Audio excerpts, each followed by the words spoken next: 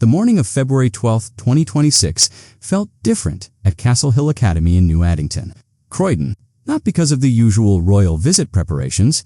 Those had been happening for days. Security walks, staff briefings, children practicing where to stand, how to wave. It was Children's Mental Health Week, and the Princess of Wales was coming as patron of Place to Be, the charity she'd supported for over a decade. Since 2013, she'd been championing mental health support in schools, advocating for emotional well-being from the earliest stages of life. This wasn't a photo opportunity. This was work. She called her life's work. But something else was in the air that Thursday morning. For days, the kids had been creating flags. Made at home, vivid hues. Markers scribbled messages about connection, belonging, and safe spaces. The theme for this year was This Is My Place, which encourages kids to discover what makes them feel safe and where they really belong. One boy had drawn a peace symbol on a pink flag. In shaky letters, another child had written about kindness. The flags fluttered in the February wind as they hung on strings throughout the playground. And if you've been following along with these kinds of stories, I'd love it if you subscribed. We share moments like these that remind us what really matters in the work royals do. Just tap that button below, and let's keep exploring these stories together. When the princess stepped out of her car that morning, teachers noticed something immediately. She wasn't in her usual heels.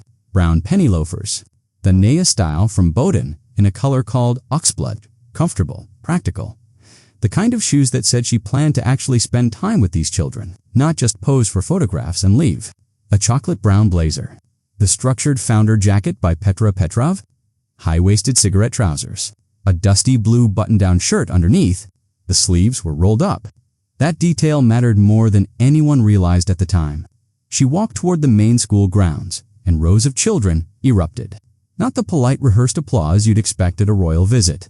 Real cheering. Genuine excitement. They waved their homemade flags high, jumping, calling out. The princess stopped, smiled, started walking along the line of children, shaking small hands, asking about their flags. She crouched down to one boy holding up that pink peace symbol flag. I level with him, the way she always does with children. I'm really impressed, she told him, examining his drawing closely. The boy beamed. She moved down the line slowly. Not rushed, not performative, taking actual time with each child. But among all those children waving flags, calling out, trying to get her attention, there was one girl standing quietly. It was her birthday. No one had told the princess in advance. It wasn't on the carefully planned schedule. Wasn't part of the itinerary typed up days earlier, reviewed by staff, timed to the minute. Just a regular Thursday. Just a little girl who happened to turn another year older on the same day the Princess of Wales came to visit. Someone from the Place to Be team noticed, mentioned it quietly to the princess, and everything changed. Place to Be CEO Catherine Roach was a few feet away, observing. Over her years with the charity, she had planned hundreds of events, witnessed innumerable official engagements, royal visits, and meticulously staged moments meant to appear unplanned. However, this was not like the others. Leaning over, one of her team members had whispered something to the princess. A brief mention. Today is that girl's birthday. The princess made no hesitation. She approached the birthday girl right away, who was standing with the other kids, most likely not anticipating anything noteworthy. Not right now. Not during a weeks-long royal visit. The princess crouched down. Eye level, the way she always does. Happy birthday, she said. 2 simple words. But the way she said them, Catherine Roach couldn't stop thinking about it afterward. Couldn't quite find the right words to describe what she'd witnessed. She was so genuine, Roach told reporters later when they asked about the visit. That was a special moment. The word special felt inadequate somehow. Too small for what had actually happened. But it was the only one that seemed to fit. Because it wasn't just that the princess had acknowledged the girl's birthday. It was that she stopped, spent real time, had an actual conversation, not the quick exchange you'd expect during a packed schedule where every minute has been accounted for. The birthday girl stood there, eyes wide, probably trying to process what was happening. The Princess of Wales. At her school, on her birthday, talking to her, the other children noticed. They watched, quieter now, as the princess spoke with the girl, asked her questions, listened to her answers. They were so natural and chatted so freely with her, Roach said later. It was lovely. the formal atmosphere that usually accompanies royal visits. That stiffness, that careful distance, had completely evaporated. This wasn't the Princess of Wales fulfilling a patronage obligation anymore. This felt more like a teacher who genuinely cared visiting a classroom. Someone who knew these children's names, their struggles, what kept them up at night. Someone who understood that mental health support wasn't just a policy issue or a charitable cause. It was about moments exactly like this one. Connection, belonging, being seen. The princess straightened up after a few minutes, still smiling at the birthday girl. Then she turned to address the other children gathered around, their homemade flags still clutched in small hands. "I'm really impressed," she told them, gesturing to all the flags, the decorations, the effort they'd clearly put into preparing for this day. She meant it. You could hear it in her voice. The kids reacted right away to that genuineness. They began chatting openly, displaying their drawings to her, and describing the meaning of their flags, as well as the reasons behind their selection of particular colors or symbols. One girl gestured toward the note she had written about being kind. After carefully reading it, the princess turned to face the girl. "Kindness is key," she stated. "Isn't that a very important message?" The girl grinned and nodded. Teachers gathered around them, some silently observing, and others using their phones to record the moment. Nor had they anticipated this. Typically, royal visits were prearranged. Come on in, meet, take a tour, and go. However, the princess wasn't acting according to a plan. She was genuinely engaging with these children, meeting them where they were, responding to what they needed in that moment, rather than what had been planned weeks ago in some palace office. The birthday girl's mother wasn't there that morning. She'd had to work. But later, when someone told her what had happened, that Princess Catherine had wished her daughter a happy birthday, had spent time talking with her, had made her feel special on a day that could have been just another Thursday, she cried. That's what Catherine Roach remembered most. Not the photographs that would appear in newspapers the next day. Not the official statements released by Kensington Palace. The tears in that mother's eyes when she realized someone had taken the time to see her daughter. To recognize that she mattered, even if that someone was the future Queen of England. Maybe especially because of that after the birthday moment, after the flags and the cheering and the genuine connection with the children, the princess moved toward the early years outdoor play area. This space was new. Built with support from Deloitte, a member of the Royal Foundation Business Task Force for Early Childhood. One of the cornerstones of the princess's public work since launching the Royal Foundation Center for Early Childhood back in 2021, the outdoor area had been constructed according to Place to Be's therapeutic principles. Not just a playground, something more intentional than that. A space designed to promote emotional regulation in young children. Sensory exploration, creative play. All the foundational elements that research shows are critical during those first 5 years of life. The princess had been advocating for this kind of approach for over a decade now. The importance of those early years. How they shape everything that comes after. How trauma, neglect, lack of connection during that critical window can follow a person for the rest of their life. How support during those same years can change everything. She'd called it her life's work in previous interviews. Not just a patronage. Not just another charitable cause to lend her name to. This was what she cared about most. And you could see it in the way she moved through the outdoor space that morning. She made stops at various stations to look at the equipment and ask questions about how the kids used it, what skills they learned, and how the teachers and Place to Be practitioners integrated therapeutic techniques into what appeared to be straightforward play. Children could touch and manipulate a variety of textures, materials, and objects in the sensory exploration area. After picking up a few objects and flipping them over in her hands, the princess inquired about the reactions of the kids. She said to a group of younger kids gathered nearby, "Green is my favorite color. It makes me think of the outdoors and nature." It was a casual remark. Naturally, however, it provided insight into the reasons behind her strong emotional connection to this piece. Nature being outdoors. Simple encounters that help us stay grounded and remind us of our place in the world. The same themes running through this year's Children's Mental Health Week. This is my place. A teaching assistant was explaining how they used the outdoor space during different weather, how they encouraged children to engage with their environment rather than retreating from it. The princess listened intently, nodding, occasionally asking follow-up questions that showed she understood. Not just the surface details, but the deeper therapeutic reasoning behind the design choices. This wasn't her first visit to a place-to-be school. Far from it. She'd been patron of the charity since 2013, over a decade of learning, observing, understanding how mental health support actually works on the ground. In real schools, with real children facing real challenges, Castle Hill Academy had been working with Place2Be for years, implementing what they called the whole school approach, embedding mental health and well-being into daily school life, not treating it as separate from education, but understanding it as foundational to everything else. How can a child learn math if they're anxious? How can they develop friendships if they don't feel safe? How can they discover their potential if they don't believe they belong? The princess had heard these questions countless times. She'd sat in meetings with educators, with mental health professionals, with parents who'd watched their children struggle and didn't know how to help. She'd listened to children themselves, often the most honest voices in the room, and she'd used her platform to advocate for exactly what she was seeing here at Castle Hill Academy. Early intervention, supportive environments, relationships built on trust. It sounds simple when you say it like that, but implementing it, sustaining it, getting funding, training staff, convincing skeptics that mental health support belongs in schools. That's the hard work. The princess spent nearly 20 minutes in the outdoor space, genuinely engaged with what she was seeing, asking questions that went beyond polite interest. At one point, she crouched down again, those practical loafers allowing her to move easily, to talk with a small boy who was playing with colored blocks. "What are you building?" she asked. The boy looked up, considered his construction seriously.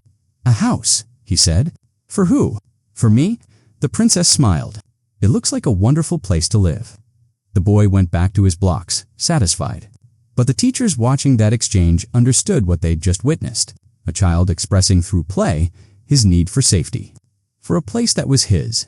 The exact theme of this week, the exact workplace to be does every day, and the princess had recognized it immediately, had responded to it not with adult analysis, but with genuine interest in what the child was creating. This is what Catherine Roach meant when she said the princess was so genuine. It wasn't performance, it was understanding, developed over years of showing up, listening, learning, advocating, the kind of understanding that can't be manufactured for a photo opportunity. As the princess prepared to move inside to the art studio where older children were waiting, one of the younger girls tugged on her jacket. "Will you come back?" the girl asked. The princess looked down at her. "I hope so," she said, and everyone standing nearby believed her. Part 4. The art studio and belonging maps. The art studio was filled with children aged 9 to 11, old enough to understand what mental health means, young enough to still struggle putting their feelings into words.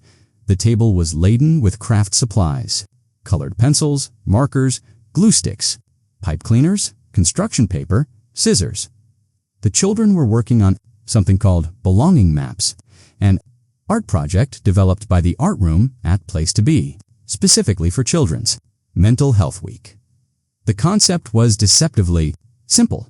Create a visual representation of the people, places, and experiences that help you feel secure, that make you feel like you belong somewhere. But what the children were actually doing was much deeper than craft time. They were identifying their support systems, recognizing what made them feel safe, giving shape to emotions they might not know how to express otherwise. The princess entered the room, and you could see the children's posture change. Slightly. Nervousness. Excitement. The awareness that someone important was about to see there. Work. She sat down at the head of the table, not standing to observe from a distance, not hovering over their shoulders. She sat with them, like a teacher joining her students. "Can I have a go?" she asked, looking at the supplies spread across the table. "Is it hard?" The children relaxed immediately.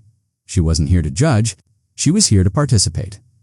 One boy was gluing pipe cleaners onto his map, creating what looked like a pathway between different sections. The princess leaned closer, examining his work. "Kindness is key," she read aloud from something he'd written. She looked at him. "That's a very important message, isn't it?" The boy nodded, a little shy now that she was focused on him. "Very talented," she added. Pointing to another part of his design, he smiled, went back to work with renewed confidence. The princess moved her attention to a girl across the table who had drawn an elaborate scene with colored pencils. "What's your favorite color?" the princess asked. The girl thought about it. "I love green," the princess continued, not waiting for an answer, just sharing. "It reminds me of nature and being outside." The girl considered this, then added more green to her drawing. Another boy had drawn an airplane with impressive detail. "You're very talented," the princess told him, meaning it. The boy explained what the airplane represented in his belonging map. Travel, maybe, or freedom, or a family member who worked in aviation. The princess listened to each explanation, asking questions that showed she understood these weren't just random drawings. These were children, mapping their emotional landscapes. One girl had included tennis in her belonging map. "I love tennis too," the princess said. The girl's face lit up. A connection. Something shared across the vast difference in their circumstances.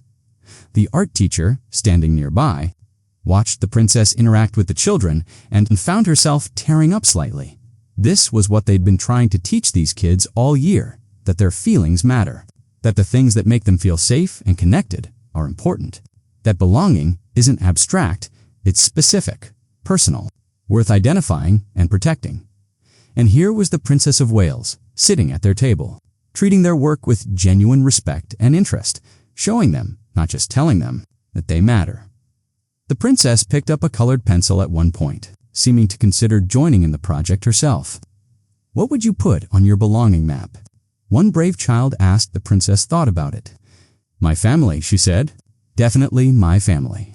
And nature, being outside, walking, having time in green spaces, and probably work that feels meaningful." The children nodded. Those things made sense. They had families too. They liked being outside. They understood wanting to do things that mattered. The princess wasn't so different from them after all. That realization settled over the room, like something gentle and important. Catherine Roach, watching from the doorway, would later tell reporters about the uplifting atmosphere the princess created. How genuine her interactions were, how the children responded to her, warmth and empathy. But standing there in that moment, Roach was thinking about something else. She was thinking about how rare it is to see someone in a position of enormous privilege and power treat children from New Addington, one of the more challenging areas of Croydon, facing poverty, limited resources, all the systemic pressures that make mental health support so critical, with such profound respect, not as charity cases, not as photo opportunities, as people, as children whose belonging maps were just as important as anyone else's.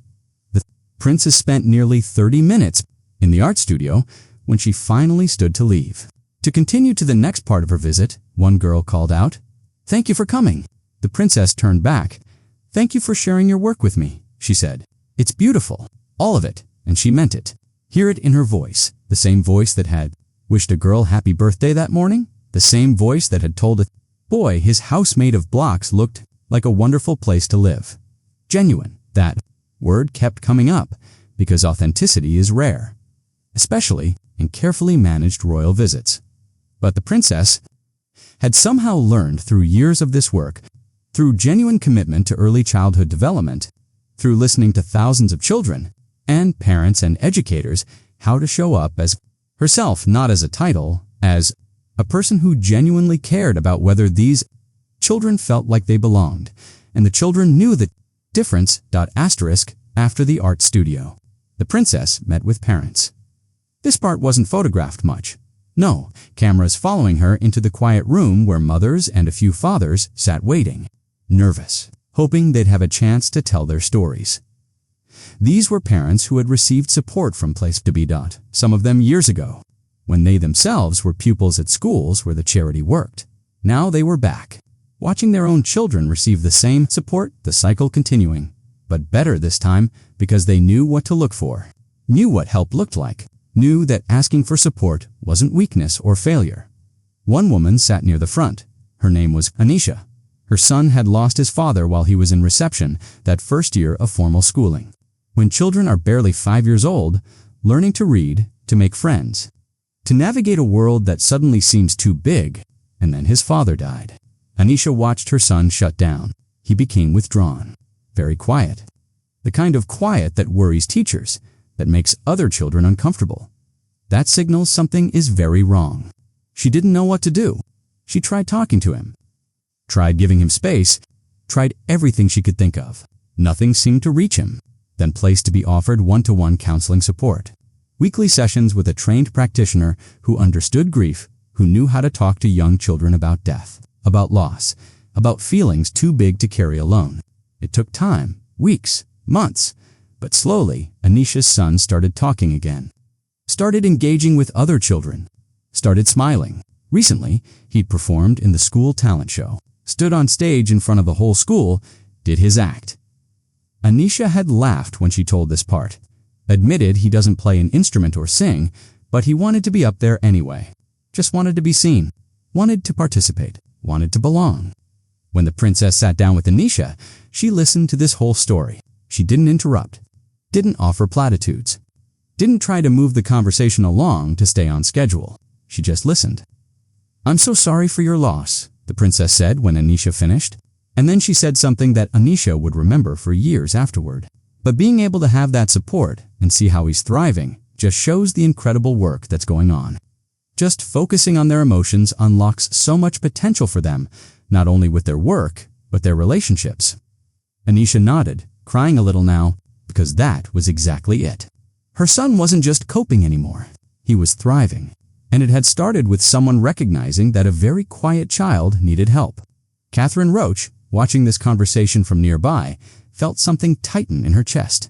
The princess is always so genuine with whomever she is speaking, she'd tell reporters later. So I think it was really touching, moving. The conversation with the parents and her sensitivity around the challenges that some families go through, whether that's bereavement or loss or change. I think her genuine warmth and empathy really came through and was really appreciated by the parents. But sitting there in that moment, what struck Roach most was how the princess seemed to understand something fundamental. These weren't separate issues. Children's mental health, early childhood development, family support, school, resources, poverty, loss, trauma, they were all connected. You couldn't address one without acknowledging the others, and you couldn't do any of it effectively without listening to the people actually living these experiences. The princess spent time with several other parents, a mother whose daughter had struggled with anxiety, who'd found relief through the therapy room Place to Be ran at the school, a father who'd been skeptical at first, therapy for children. Weren't they too young for that? But had watched his son's confidence grow after just a few months of support.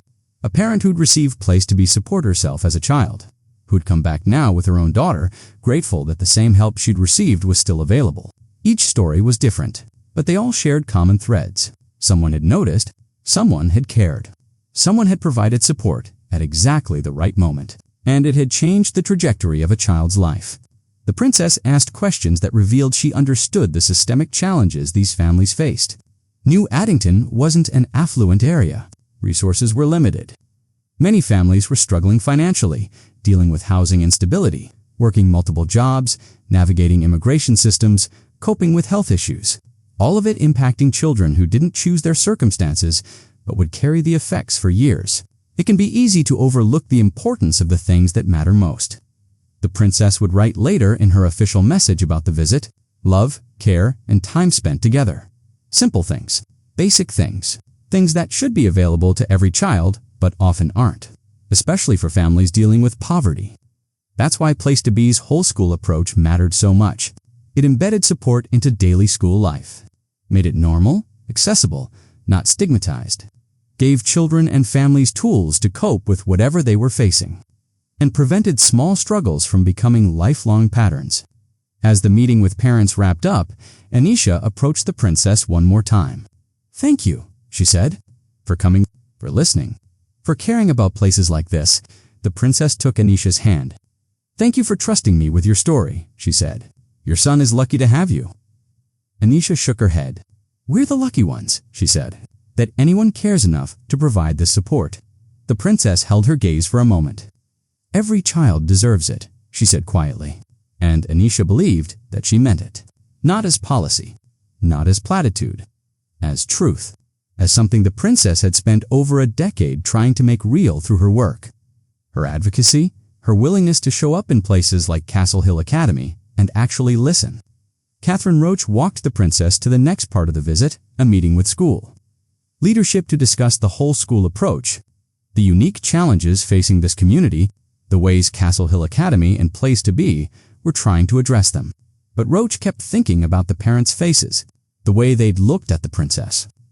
Not with starstruck awe, with recognition that she understood, that she'd spent years learning about this work, that her commitment went beyond photo opportunities and official statements, that she actually believed what she was advocating for. And in a world full of performative charity and shallow engagement, that kind of genuine commitment was rare enough to move people to tears. The final part of the visit was quieter, a meeting with school leadership and Place to Be staff in a room away from the children. Away from the cameras, away from the public-facing elements of a royal engagement, this was where the real work got discussed. The challenges facing New Addington, the poverty rates, the families dealing with housing insecurity, food insecurity, the kind of chronic stress that seeps into everything. The teachers trying to address academic needs, while also recognizing that a hungry child can't focus on multiplication, an anxious child can't sit still for reading. A child who doesn't feel safe can't learn the whole school. Approach Place to Be had helped implement at Castle Hill Academy was designed to address exactly this reality. Mental health support wasn't separate from education, it was foundational to it, but implementing that approach, sustaining it, training staff, securing funding, convincing administrators that this work was as important as test scores. That was the daily struggle. The princess listened to these challenges with the kind of focus that told everyone in the room she'd heard similar stories many times before. She asked about specific barriers, about what resources would make the biggest difference, about how her Center for Early Childhood could support this kind of work more effectively. She wasn't just listening to be polite. She was gathering information, learning, understanding how to make her advocacy more effective. One teacher mentioned how they'd recently released the Shaping Us framework, guidance on the essential capabilities underpinning children's social and emotional growth. The princess nodded. That work builds on what places like this have been doing for years, she said. You understand how children develop, what they need, how to create environments that support them. The humility in that statement struck everyone. Here was the Princess of Wales, who'd launched a Center for Early Childhood, who had access to researchers and experts and policymakers, acknowledging that the real expertise lived in schools like this one, with teachers who saw children every day, with Place to Be practitioners who sat with grieving 5-year-olds and anxious 10-year-olds and teenagers, trying to figure out who they were, with parents who understood their children better than any framework ever could. The conversation went longer than scheduled, always a sign that something real was happening. When the princess finally stood to leave, she thanked the school leadership and Place to Be staff with genuine warmth. I'm incredibly proud of the work you're doing, she said. Genuinely, it matters more than you know. Outside, a few children had gathered again, hoping for one more glimpse. The princess walked slowly to her car, stopping to wave, to say goodbye. One little girl called out, "We love you." The princess smiled, waved back. That girl would remember this day for the rest of her life. Not because royalty visited her school, but because someone important had made her feel like she mattered, had seen her belonging map and called it beautiful, had listened to her talk about her favorite color and responded like her opinion counted, had created an atmosphere where every child in that art studio felt secure enough to share their emotional landscapes with a stranger. That's what belonging actually means. Not grand gestures, small moments. Being seen, being heard, feeling safe enough to be yourself. Later that day, the princess posted on Instagram, marking Place to Be's Children's Mental Health Week, alongside the Castle Hill Academy community. This year's theme for the week, This Is My Place, is about helping children to explore the sense of belonging. She'd also released a longer statement, signed with just her initial C, indicating it was personal. This year's Place to Be Children's Mental Health Week is about the importance of belonging. It can be easy to overlook the importance of the things that matter most: love, care, and time spent together. Belonging and connection is so important and is a fundamental part of early childhood development. As patron of Place to Be, I am incredibly proud of the work they do to support families and communities to nurture children and young people. The words were simple, but they carried the weight of everything she'd witnessed that day. Anisha's son, who'd lost his father and found his voice again through counseling support. The birthday girl, who'd been seen and celebrated on what could have been just another Thursday. The children creating belonging maps, identifying what made them feel secure. The parents who'd received help themselves and were now watching their children receive the same support. The teachers and place-to-be practitioners doing this work every single day. Long after the cameras left, long after the royal visit became a memory, all of it pointing to the same truth. Belonging isn't abstract. It's specific, tangible, built through consistent care and attention. It's someone noticing it's your birthday. Someone sitting with you while you draw your emotional landscape. Someone listening to your story of loss without trying to fix it or move past it. Someone creating spaces where children can explore their feelings safely. Someone showing up year after year, advocating for the resources and support that make all of this possible. The Princess of Wales had been called the Children's Princess by people who'd watched her work over the years. The comparison to Diana, who'd also had that rare ability to connect with children, to make them feel seen, was inevitable. But what made Catherine different was the depth of her commitment. She hadn't just visited Castle Hill Academy for a photo opportunity. She'd spent over a decade learning about early childhood development, about mental health support, about what children actually need. She'd launched a center for early childhood, developed frameworks, advocated for policy changes, used her platform consistently, persistently, even when it wasn't fashionable or newsworthy, and she kept showing up. In brown loafers instead of heels, with her sleeves rolled up, ready to sit at a table with 9-year-olds and admire their belonging maps like they were priceless works of art, because to her, they were. Catherine Roach would be asked many times in the following days about that visit. What stood out?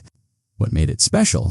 She kept coming back to the same word, genuine. The princess is always so genuine, she'd say, and it was true. But it was more than that.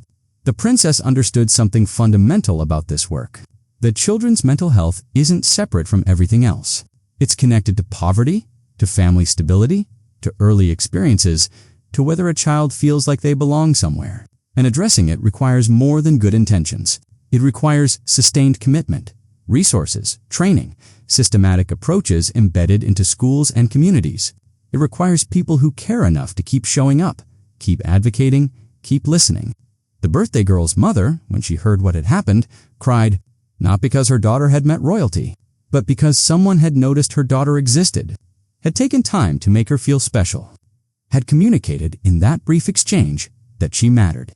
That's what this visit was really about. Not mental health policy, not royal protocol, not photo opportunities or official statements. Belonging. Every child's fundamental. Need to feel like they have a place in this world. Like someone sees them, like they matter. The Princess of Wales had spent February 12, 2026, showing the children of Castle Hill Academy that they did. That their feelings mattered. Their art mattered. Their stories mattered. Their healing mattered. That they belonged. Not despite their circumstances. Not as charity cases to be pitied. But as children deserving of love, care, and the time spent together, that makes all the difference. It sounds simple when you say it like that. But making it real, that's the life's work. And the princess, with her brown loafers and rolled-up sleeves, was still showing up to do it.